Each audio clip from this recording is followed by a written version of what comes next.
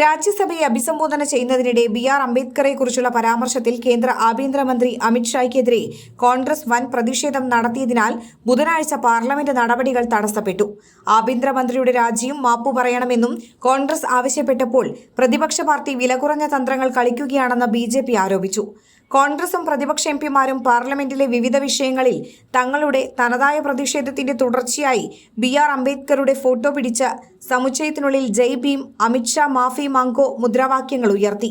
രാജ്ഭവന് പുറത്ത് പ്ലക്കാർഡുകളുമായി കോൺഗ്രസ് നേതാക്കൾ പ്രകടനം നടത്തിയതോടെ വിഷയം മറ്റ് സംസ്ഥാനങ്ങളിലും പ്രതിധ്വനിച്ചു. മാധ്യമപ്രവർത്തകരോട് സംസാരിച്ച കോൺഗ്രസ് അധ്യക്ഷൻ മല്ലികാർജ്ജുൻ ഖാർഗെ അമിത്ഷാ ഭരണഘടനാ ശില്പിയെ അപമാനിച്ചെന്നാരോപിച്ച് രാജി ആവശ്യപ്പെട്ടു.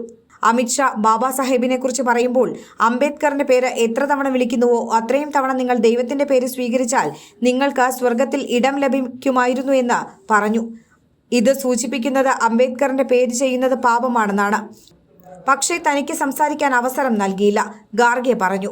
മനുസ്മൃതിയിൽ വിശ്വസിക്കുന്നവർ തീർച്ചയായും അംബേദ്കറുമായി വിയോജിക്കുമെന്ന് പ്രതിപക്ഷ നേതാവ് രാഹുൽ ഗാന്ധി പറഞ്ഞു. AAP മേധാവിയും മുൻ ഡൽഹി മുഖ്യമന്ത്രിയുമായ അരവിന്ദ് കെജ്രിവാൾ BJPയുടെ അഹങ്കാരത്തെ വിമർശിച്ചു. അംബേദ്കർ ഒരു ദൈവത്തിനും താഴെയല്ലെന്നും പറഞ്ഞു. പാർലമെന്റിൽ അമിത്ഷാ ബാബാ സാഹേബ് അംബേദ്കറെ എങ്ങനെയാണ് കളിയാക്കിയതെന്ന് നോക്കൂ.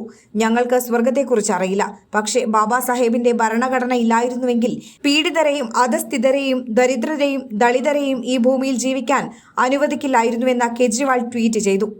അംബേദ്കറുടെ പേര് ഉപയോഗിക്കുന്നത് കോൺഗ്രസിനൊരു ഫാഷനായി മാറിയെന്ന് രാജ്യസഭയിൽ ഭരണഘടനാ ചർച്ചയ്ക്ക് മറുപടി പറയവേ അമിത്ഷാ പറഞ്ഞതിന് പിന്നാലെയാണ് പ്രതിഷേധം ഉയരുന്നത്. അംബേദ്കർ എന്നത് ഇപ്പോൾ ഒരു ഫാഷനായി മാറി. അംബേദ്കർ എന്നതിന് പകരം ദൈവത്തിന്റെ പേര് ഇത്ര തവണ പറഞ്ഞിരുന്നെങ്കിൽ അവർക്ക് സ്വർഗത്തിൽ ഇടം ലഭിക്കുമായിരുന്നു. അമിത്ഷാ കോൺഗ്രസിനെതിരെ ആഞ്ഞടിച്ചത് ഇങ്ങനെ.